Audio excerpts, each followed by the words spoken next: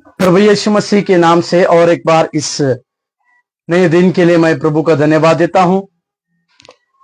परमेश्वर की भलाई की बातें हमें कई प्रकार के उस जो हमारे जीवन में वायदे होते हैं उन वायदों को पूरा करने के लिए पर्याप्त होती है। इस बातों को हम अपने जीवन में पूरी रीति से समझने पाए, परमेश्वर के मार्गदर्शन को खोजना, इस प्रकार के जो विषय को, इस प्रकार के सब्जेक्ट को जो हम शुरू किए हैं उसमें परमेश्वर हमें कुछ नई बातों की अगुवाई करने पाए। परमेश्वर से जब हम कुछ नई बातों को सीखते हैं तो परमेश्वर हमारे लिए कई प्रकार के आशीषों की बातों को, ना केवल आशीष की बातों को खोले, परंतु परमेश्वर हमारे जीवन की सारी बातों को बदलने हेतु कार्य करने के लिए भी मैं प्रभु का धन्यवाद देता हूं।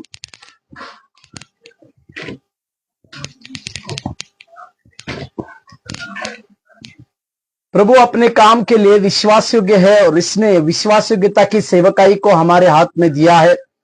उसने हमें विश्वास योग्य समझकर अपनी सेवा के लिए ठहराया है बोलकर जब प्रेरित पौलुस, जिसने कई एक पत्रियों को लिखा, कई एक कलीसियाओं का निर्माण को किया, वो इस प्रकार से कहता है, तो हमें भी अपने जीवन में परमेश्वर को लगातार कई एक बातों के लिए खोजने की आवश्यकता है। परमेश्वर को अपने जीवन की सारी बड़ी बातों को देने के लिए, परमेश्वर को अपने उस पवित्र नाम को ऊंचा उठाते हुए परमेश्वर के कार्य को प्रकट करने के लिए हमें भी अपने आप को परमेश्वर के हाथों में सौंपकर अपनी सेवा कार्य की बातों में आगे बढ़ाने की आवश्यकता को हम अपने जीवन में समझने पाए और परमेश्वर को उस बातों को पूरा करने हेतु, अपने उस कार्य को करने के लिए परमेश्वर से, अपने कार्य को करने हेतु परमेश्वर से हम लगातार प्रेरणा को पाए और परमेश्वर को उसी के काम के लिए विश्वास योग्यता की बातों में आगे की ओर। आज हम भविष्यवाणी में परमेश्वर की आवाज, इस विषय के ऊपर हम ध्यान देंगे। भविष्यवाणी की आवाज, यानी परमेश्वर कभी कभी भविष्यवाणी की उस आवाज के द्वारा भी हमें बात करता है। तो परमेश्वर की ओर से वो भविष्यवाणी होती है, परंतु वो परमेश्वर की उस भविष्यवाणी का आवाज होता है जिसको आप और हम अच्छे से समझने के लिए मैं इस प्रकार से कह रहा हूं कि परमेश्वर की भविष्यवाणी की आवाज। इसके लिए मैं इस प्रकार से कहूं कि एक महत्वपूर्ण तरीका है जिसमें पवित्र आत्मा बोलता है और इसे अधिक विस्तार से हमें समझ, ये पवित्र आत्मा इस विषय के, पवित्र आत्मा इसमें बात करता है, बोलता है और इसको हम बड़े विस्तार से संबंधित, बड़े विस्तार से समझने की आवश्यकता है। इसीलिए हम इसके बारे में और कुछ दिनों के बाद सरलता से या विस्तार से कुछ बातों को और परमेश्वर की ओर से, परमेश्वर के ज्ञान की बातों की ओर से समझेंगे। उसमें पवित्र आत्मा की अगुवाई की पवित्र आत्मा की अगुवाई की सामूहिक गवाही या पवित्र आत्मा की सामूहिक गवाही की अगुवाई, इस विषय को हम थोड़ा सा बातचीत करें। यानी पवित्र आत्मा अगुवाई करता है, तब सामूहिक गवाह के रूप में पवित्र आत्मा अगुवाई करता है। बीते दिनों में हमने कहा कि परमेश्वर, कल हमने देखा कि पवित्र आत्मा किसी एक के लिए, एक को कुछ अगुवाई करने की बातों को करता है, परंतु पवित्र आत्मा कुछ बातों से सामूहिक गवाही के द्वारा भी हमें अगुवाई किस प्रकार से करता है, इस विषय को आज हम थोड़ा सा समझने की आवश्यकता है। उसी के लिए कभी कभी हम इस बात को समझने की जरूरी है कि परमेश्वर जो है, बाइबल में हमारे पास कई एक ऐसे उदाहरणों को हम पाते हैं जहां पवित्र आत्मा ने लोगों को सामूहिक रीति से बातचीत किया या सामूहिक रीति से उनके अंदर एक गवाही की बातों को डाला। उसी को, उसकी आवाज भविष्यवाणी की आवाज से आई या अंदरूनी आवाज या अंदरूनी गवाही से। इसमें पवित्र शास्त्र की कई एक उदाहरण को हम देखते हैं। पवित्र आत्मा के कई एक उदाहरणों को हम देखते हैं जिसमें पवित्र आत्मा ने भविष्यवाणी के रूप में सामूहिक गवाही को देकर लोगों को सामूहिक कुछ समुदाय के लोगों को या सामूहिक एक ग्रुप के लोगों को अगुवाई किया बोलकर देखते हैं। इसमें पवित्र आत्मा जो बोल रहा था उसकी सामूहिक गवाही प्राप्त हुई और इसीलिए वे हियाव के साथ प्रभु का अनुसरण करने लगे। जब जब इस उदाहरणों को हम देखते हैं उसमें सामूहिक रीति से परमेश्वर ने लोगों को उस गवाही के द्वारा उत्साहित किया और इस प्रकार से करने के द्वारा लोगों ने हियाव को बांधा और परमेश्वर के अनुसरण को प्राप्त किया, परमेश्वर की अगुवाई को प्राप्त किया और उसी के साथ परमेश्वर के कार्य करने के लिए वो आगे की ओर दौड़े गए। इस बातों को हम समझ नहीं पाए। या पवित्र आत्मा एक व्यक्ति से बातें कर सकता है और यह व्यक्ति टीम के अन्य लोगों के सामने यह दिखाने के लिए उसे प्रस्तुत करता है कि क्या पवित्र आत्मा उनके साथ भी गवाही देता है। मतलब परमेश्वर पवित्र आत्मा एक व्यक्ति के साथ भी बातचीत कर सकता है और जिस व्यक्ति के साथ परमेश्वर की आत्मा ने बातचीत किया है वो व्यक्ति पवित्र आत्मा ने उन्हें किस प्रकार से बातचीत किया या किस प्रकार से बातों को कहा, ये समुदाय में कहकर अपने लोगों का हियाव बांधने के लिए, अपने लोगों के लिए परमेश्वर जो कार्य करने चाहता है उन सबों कार्यों को करने की एक बड़ी सरलता की बातों को इस पवित्र आत्मा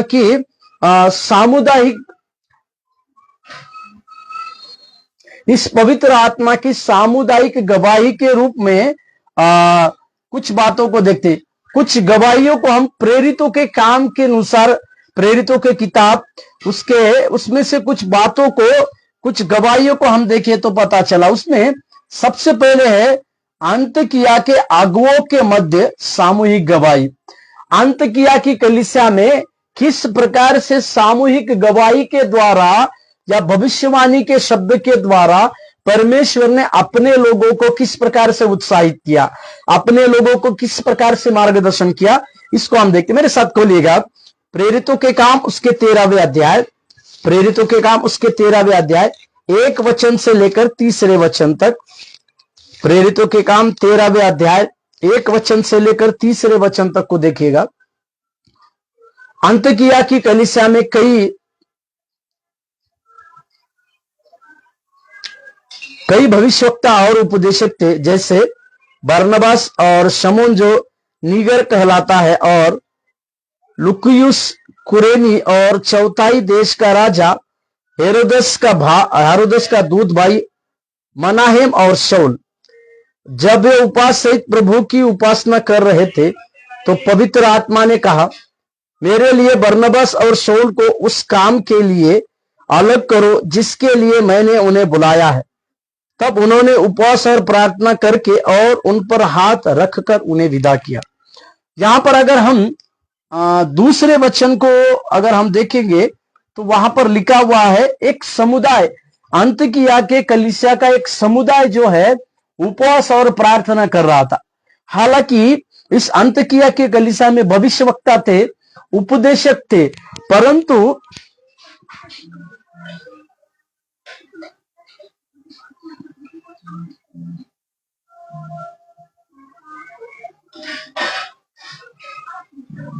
वहां पर कुछ बात तो नहीं समझ पा रहे थे। वो बात ये थी कि किसको किस प्रकार की सेवकाई के लिए परमेश्वर ने ठहराया है या किस बात की सेवकाई के लिए परमेश्वर ने उन्हें बुलाया है, इस बातों को वे समझ नहीं पा रहे थे। इसी के लिए उन्होंने सबसे पहले परमेश्वर की अगुवाई के लिए उपवास प्रार्थना का सहारा लिया और एक समुदाय के लोग उपवास प्रार्थना कर रहे थे। तो वहां पर लिखा हुआ है 2 वचन में पवित्र आत्मा ने कहा, मतलब यहां पर हम देखें किसी एक व्यक्ति का सहारा लेकर पवित्र आत्मा भविष्यवाणी के शब्द उस व्यक्ति को डाला, परंतु ये उस समुदाय के लिए, ये बातें उस समुदाय के लिए, उस व्यक्ति के लिए थी जो शाऊल और बरनबास के लिए थी। और मैं इस प्रकार से कहूं, ये बातें उनके सेवकाई के लिए थी, उनको सेवकाई के लिए अलग करने के लिए थी, या उनकी सेवकाई की बुलाहट को पूरी करने के लिए थी। इसी के लिए पवित्र आत्मा ने जिस प्रकार से कहा, बरनबास और शाऊल को मेरा सेवकाई के लिए अलग करो, यानी पवित्र आत्मा एक भविष्यवाणी के शब्द को देखकर बरनबास और शाऊल इनकी सेवकाई की बातों को वो अलग रीति से पूरा करना चाहते हैं, या उनको इस प्रकार की सेवा देना चाहते हैं। इस बातों को हम समझते हैं कि इसमें 5 अगुवे,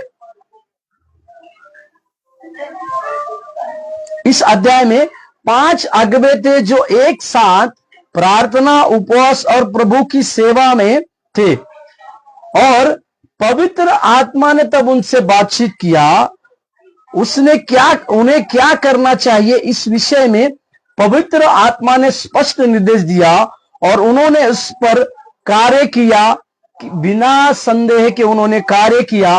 और इस प्रकार से कार्य करने के द्वारा पौलुस एक बड़े सेवकाई के नींव को बनाने वाला बना। बरनबास जो उस पौलुस के साथ सेवकाई करने के लिए चला गया। इसी के लिए इस सामूहिक पवित्र आत्मा की एक सामूहिक भविष्यवाणी की शब्द जो है जब आते हैं तो परमेश्वर का स्पष्ट निर्देश को हम समझ सकते हैं, परमेश्वर की स्पष्ट आवाज को हम समझ सकते हैं, परमेश्वर की स्पष्ट भविष्यवाणी के उस शब्दों को, परमेश्वर के भविष्यवाणी के उन शब्दों को भी यहां पर हम समझ सकते हैं। इस बातों को हमें अच्छे से जानने की आवश्यकता है। और एक दल की बातों को हम देखेंगे। यरूशलेम की पहली परिषद में सामूहिक गवाही, प्रेरितों के काम उसके 15 अध्याय के 18-28 वाक्यों को देखिए। प्रेरित 15-28। पवित्र आत्मा को और हमको ठीक जान पड़ा कि इन आवश्यक बातों को छोड़ तुम पर और बोझ ना डाले। यहां पर अन्य जातियों में विश्वासियों को जो बातों को लिखा जा रहा है उसमें एक बात हम समझ पा रहे हैं कि पवित्र आत्मा ने उन्हें साफ रीति से एक बात की ओर संकेत दिया।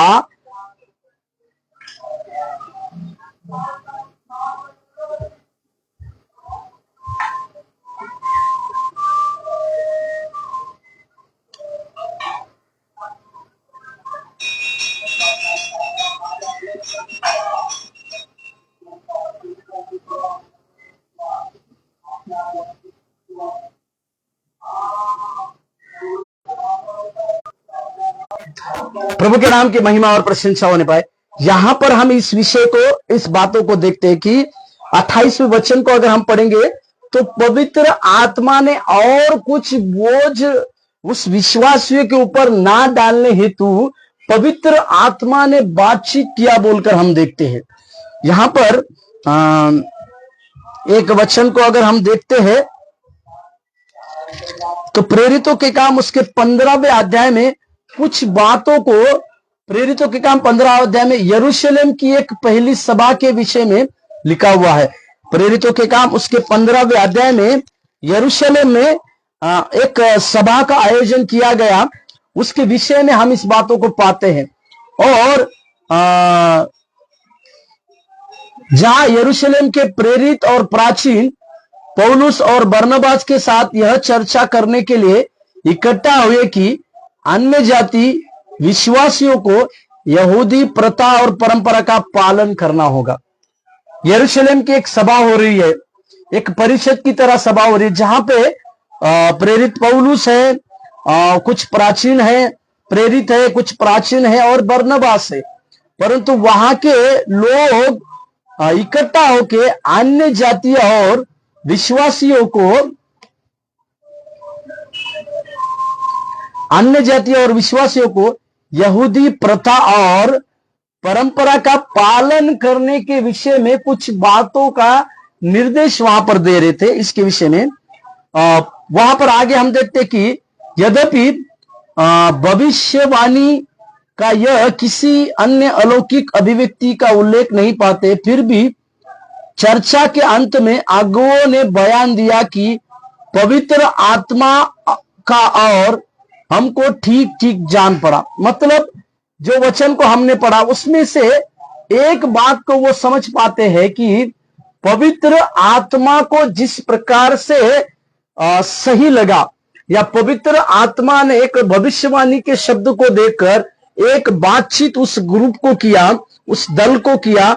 वहां पर इस प्रकार से लिखा हुआ है कि पवित्र 28वें वचन, पवित्र आत्मा से भी ये बातें, पवित्र आत्मा को और हमको ठीक जान पड़ा कि इन आवश्यक बातों को छोड़ हम किसी, मतलब पवित्र आत्मा ने इस प्रकार से उनसे बातचीत किया, पवित्र आत्मा ने इस प्रकार से उनको बात किया कि जो बातें आवश्यक बातों को, जो बातें आवश्यक है उस बातों को छोड़ और का बोझ उनके ऊपर ना डाला जाए। इस प्रकार से उस दल के लिए, उस परिषद के लिए, उस सभा के लिए पवित्र आत्मा ने बातचीत किया बोलकर हम देखते। ये दूसरे दल की बातें हैं। जब यरूशलेम में एक अन्य जातियों के लिए और विश्वासियों के लिए जब सभा का आयोजन किया था, उसमें परमेश्वर की इस प्रकार की बातों को हम होते हुए देखते हैं। प्रभु के नाम की महिमा और प्रशंसा हमारे साथ होने पर। और एक तीसरा भी दल हमको देखेंगे जिसको मैं इस प्रकार से कहूं, पौलुस की मिशन टीम में सामूहिक अगुवाई। पौलुस के उस मिशन टीम में उसे परमेश्वर ने सामूहिक अगुवाई को दिया। प्रेरितों के काम 16वें अध्याय 6 वचन से 10वें वचन तक, प्रेरितों के काम 16वें अध्याय 6 वचन से लेकर 10वें वचन तक की बातों को देखिएगा।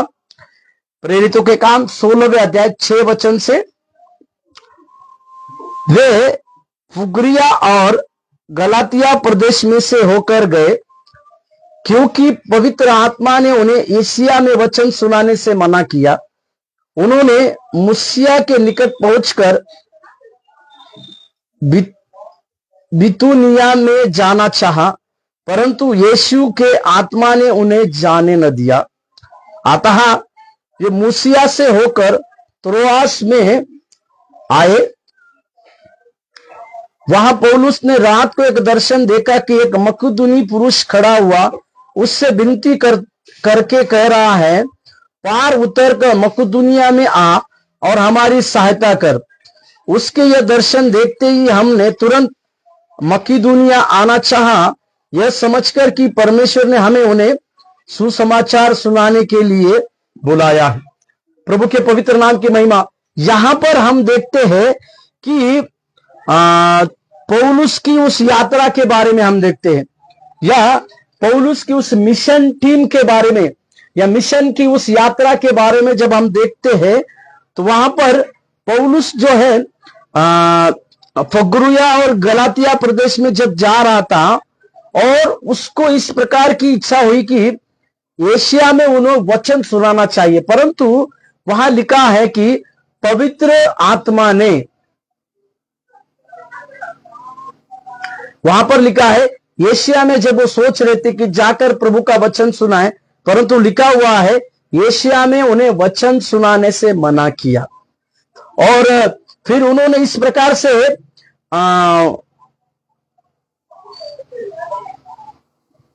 जब उन्होंने बितूनिया में जाना चाहा तो वहां पर भी लिखा है यीशु की आत्मा ने उन्हें जाने न दिया। मेरे प्यारे, दो चीज यहां पर हम देखते हैं, दोनों वचन में पवित्र आत्मा ने उन्हें जाने से रोका। और फिर हम दूसरा बात को देखते हैं कि यीशु की आत्मा ने उन्हें जाने से मना किया। मतलब एक दल है यहां पर, पौलुस अपनी यात्रा, मिशन यात्रा की शुरुआत कर रहा है, और उस मिशन यात्रा की शुरुआत करते समय पौलुस को एक पौलुस के साथ एक दल है। उस दल के द्वारा परमेश्वर एक परमेश्वर के द्वारा एक भविष्यवाणी के शब्द के साथ पौलुस के इस प्रकार से निर्देश दिया जा रहा है कि वो उस देश में ना जाए, या परमेश्वर की आत्मा ने उसे रोक रहा है, यीशु की आत्मा उसे रोक रहा है। परंतु जब हम 90वें वचन या 10वें वचन की बातों को देखते हैं तो 90वें वचन में पौलुस रात में एक दर्शन देखता है कि एक मकदूनी का पुरुष खड़ा होकर उससे विनती करता है कि हमारे मकदूनिया में आने के लिए सहायता कर। तो उस दर्शन के द्वारा पौलुस इस बात को समझ पाता है कि उसे उस यीशु की आत्मा ने वहां जाने के लिए पहले क्यों मना किया, और पवित्र आत्मा ने जो दूसरी जगह जाना चाहते उसे मना क्यों किया। क्योंकि परमेश्वर उसे, इसी पौलुस को मकदूनिया की देश में भेजना चाहता था वचन सुनाने के लिए। और प्रेरित पौलुस ने तुरंत मकदूनिया जाने के लिए तैयार रहा, और वहां प्रेरित पौलुस ने वचनों की सेवकाई की बातों को किया बोलकर हम अपने इस बातों को देखते हैं और समझते हैं। इसमें से कई एक बातों का खुलासा को हम यहां पर देखने पाए कि पवित्र आत्मा किस प्रकार पौलुस और उसकी टीम को मना कर रहे थे, या पौलुस और उसकी टीम को परमेश्वर की आत्मा या पवित्र आत्मा किस प्रकार से अगुवाई कर रहे थे, इस बातों को हम देखते हैं। परंतु हम नहीं जानते कि उन्होंने कैसे यह निश्चित किया कि पवित्र आत्मा उन्हें एक स्थान से एक स्थान में जाने की अनुमति नहीं दे रहे हैं, बल्कि उन्हें दूसरी दिशा में मार्गदर्शन कर रहे हैं। यहां पर 2 बार परमेश्वर की पवित्र आत्मा ने मना किया बोलकर लिखा है, यीशु की आत्मा ने मना कर लिखा है। परंतु इसमें इस बात को हम नहीं जानते कि उन्होंने उस जगह पर जाने के लिए रोका, परंतु तीसरी जगह पर जाने के लिए उन्होंने किस प्रकार से अपने मन को मना लिया और किस प्रकार से वे चले गए, इसके विषय में पवित्र शास्त्र में कुछ बातों को हम पाते नहीं है। परंतु परमेश्वर की मार्गदर्शन उन्होंने किस प्रकार से प्राप्त किया, इसके विषय में भी हम उस बातों को देखते नहीं है। परंतु एक बात समझते, परंतु उस दल के पास परमेश्वर के आत्मा की अगुवाई की सामूहिक गवाही थी। हालेलुया। फिर से कहूं, उस दल के पास पवित्र आत्मा की सामूहिक अगुवाई की गवाही थी। यह बात हमारे दल के लिए बहुत आवश्यक है। यह चीज हमारे दल के लिए बड़ी आवश्यक है कि हमारे पास, हमारे दल के भी पास जैसे पौलुस के पास था, उसी प्रकार से हमारे दल के भी पास सामूहिक पवित्र आत्मा की सामूहिक गवाही होने की आवश्यकता है। प्रभु के पवित्र नाम की महिमा और प्रशंसा हो। यही चीज हमारी सेवकाई को नया मोड़ ला सकती है। यही चीज हमारे सेवकाई के नई बातों में हमें अगुवाई कर सकती है। यही चीज परमेश्वर की हमें नई दिशा को दे सकती है। यही चीज हमें परमेश्वर के नए मार्ग में लिए जा सकती है। इसी के लिए इस प्रकार की सामूहिक गवाही हमारे लिए होना या हमारे पास होना एक बड़ी आवश्यकता की बात है। साथ ही बाद में जब पौलुस ने दर्शन को देखा जो उन्हें मकदूनिया की ओर जाने हेतु, जब बाद में पौलुस ने एक जो दर्शन को देखा जो मकदूनिया के जाने हेतु उसको मार्गदर्शन कर रहा है, तो पूरा दल उसको सहमति के साथ आगे की ओर बढ़ा। जैसे हमने 9वें वचन में देखा कि एक जब प्रेरित पौलुस ने स्वप्न में इस दर्शन को देखा तो उसके सारे दल ने एक साथ सहमति के साथ उस बातों को उनको आगे बढ़ाने की अगुवाई को दिया। फिर हम देखते हैं कि सभी पवित्र आत्मा की अगुवाई के गवाह थे और एक साथ आगे बढ़े। प्रभु के पवित्र नाम की महिमा और प्रशंसा हो। इसी को हमारे इस जीवन की बातों को समझने हेतु हमें और अच्छे से जानने की आवश्यकता है और समझने की आवश्यकता है। और इसी बातों में सारी बातों को और एक बात को हम इसमें से सीखे कि सारी बातों को परखना या सारी बातों को परखने की बातें भी हम इस विषय में सीखने की आवश्यकता है। जैसे पवित्र आत्मा की आवाज को सुनना प्रोत्साहनदायक तो बात है जिसके विषय में हमने सीखा, परंतु इस क्षेत्र में हमें और भी अधिक सावधान होने की जरूरी है। पवित्र आत्मा की बातें सुनकर हम प्रोत्साहित होते हैं, प्रेरणा पाते हैं, परंतु साथ ही साथ इस विषय में हमें और अधिक सावधान होने की आवश्यकता है, क्योंकि सारी बातों को हमें परखने की जरूरी है। सारी बातों को हमें सही रीति से परखने की आवश्यकता है, जिसको हम समझने की जरूरी है, क्योंकि शैतान और उसकी दुष्टात्मा धोखा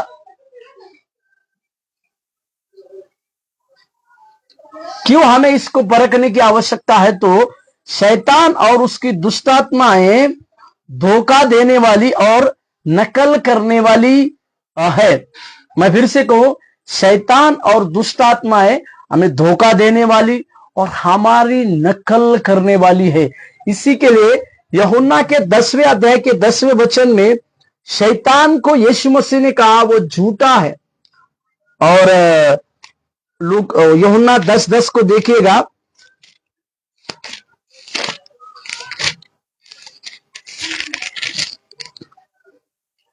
चोर जिसे यीशु मसीह ने कहा वो चोर है, और चोर किसी और काम के लिए नहीं, चोरी करने, घात करने और नष्ट। शैतान चोरी करने के लिए आता है, घात करने के लिए आता है और नष्ट करने के लिए आता है। इसी के लिए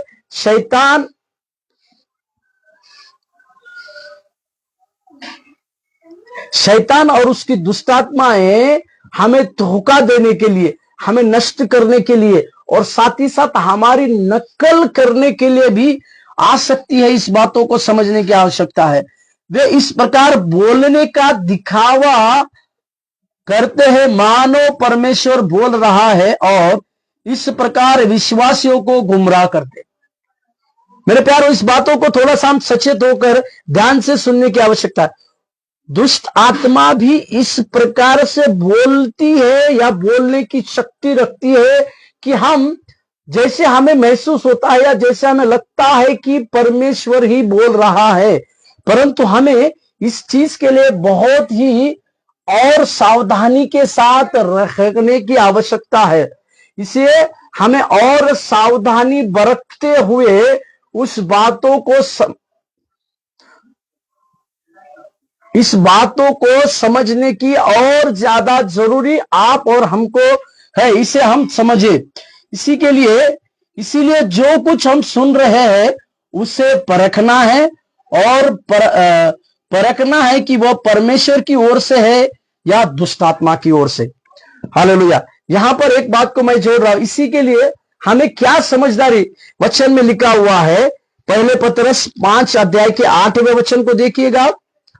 पहले पतरस 5:8, जहां पर लिखा हुआ है, सचेत हो और जागते रहो, क्योंकि तुम्हारा विरोधी शैतान गरजने वाले सिंह के समान इस खोज में पड़ा रहता है। किसको? मतलब हमें सचेत रहने की आवश्यकता है। यीशु मसीह ने भी इसी बातों को कहा। यूहन्ना लूका में इसी बातों को पतरस को कहा। लूका 22वें अध्याय को देखिए। लूका रचित सुसमाचार 22वें अध्याय। यीशु मसीह शमौन को कहते हैं, शमौन है शमौन, देख शैतान ने तुम लोगों को मांग लिया है कि गेहूं के समान पटके। मेरे प्यारो, जब यीशु मसीह शमौन यानी पतरस को इस प्रकार से कहते हैं कि तुम लोगों को शैतान ने मांग लिया है कि वो तुमको गेहूं के समान पटके, इसका अर्थ क्या है कि उस चेले लोगों को शैतान मांग लिया था। किस लिए?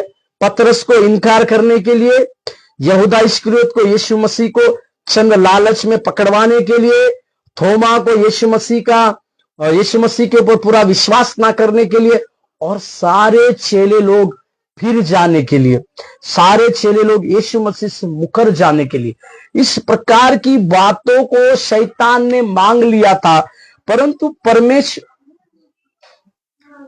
इस प्रकार की बातों को ना केवल शमौन के लिए, अपने चेलों के लिए, परंतु हर एक विश्वासी के लिए परमेश्वर इस प्रकार से प्रार्थना करते हैं कि शैतान के द्वारा होने वाले उस हमलों को हम समझे, शैतान के द्वारा किए जाने वाले उस नष्टता की बातों को हम समझे करके परमेश्वर इस प्रकार की बातों को हमारे जीवन में करते हैं।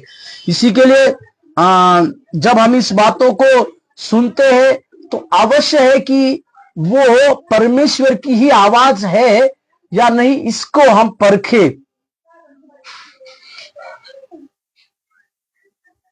जिस आवाज को हम सुन रहे हैं वो परमेश्वर की ही आवाज है या नहीं, उस आवाज को हम हमारे जीवन में समझने पाए, परखने पाए। इसके लिए पहले यूहन्ना के 4 अध्याय को देखिएगा। पहले यूहन्ना का पत्र 4 अध्याय, उसमें 1 वचन से लेकर, पहले यूहन्ना 4 अध्याय 1 वचन से लेकर 4 वचन तक। हे प्रियो, हर एक आत्मा की प्रतीति ना करो, वरन आत्माओं को परखो कि वे परमेश्वर की ओर से है या नहीं, क्योंकि बहुत से झूठे भविष्यवक्ता जगत में निकल खड़े हुए हैं। परमेश्वर का आत्मा तुम इस रीति से पहचान सकते हो, जो आत्मा मान लेती है कि यीशु मसीह शरीर में होकर आया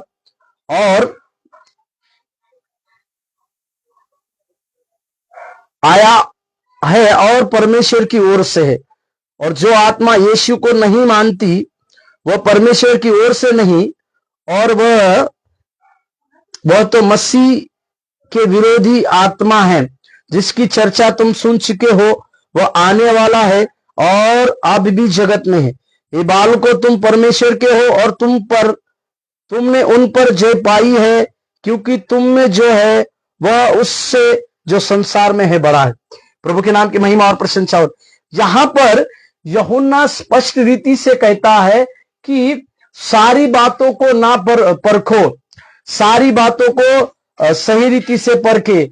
किस प्रकार की आत्मा, कौन सी आत्मा परमेश्वर की ओर से है, इस बातों को वो सिखाने के लिए कई एक वचनों का आधार को लेकर इस बातों को हमें सिखाते हैं, समझाते हैं कि सारी बातों की प्रतीति ना करो।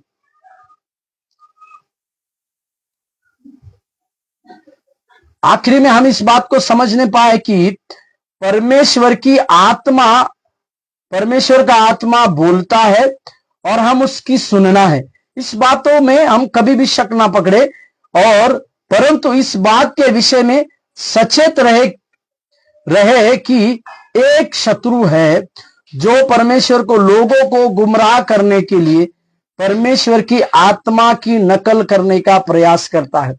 मेरे प्यारों, ये सबसे बड़ी बात आज हम हमारे सेवकाई में सीखने की आवश्यकता है कि दुष्ट जो है, दुष्ट के सारे बातों से हमें सचेत होने की आवश्यकता है। सचेत होना मतलब, जैसे इफिसियों के पत्र 6 अध्याय के 10वें वचन में हम पढ़ते हैं कि हमारा ये मल्लयुद्ध उस अंधकार की शक्तियों से है जो आकाश में मंडराती है। इसी के लिए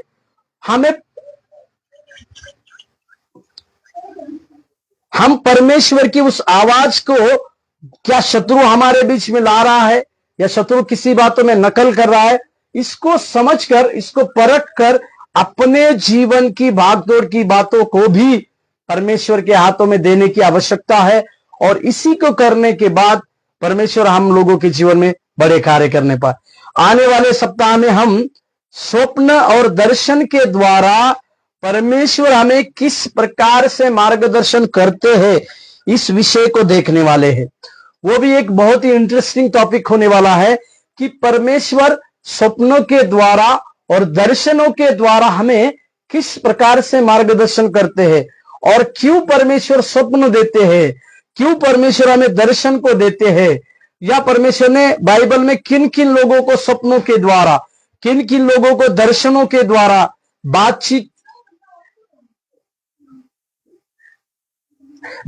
किया है। इन सारे विषयों को हम कल के दिनों में या आने वाले सप्ताह में और अच्छे से सीखने पाए। आइए हम प्रार्थना करें और इस सत्र को खत्म।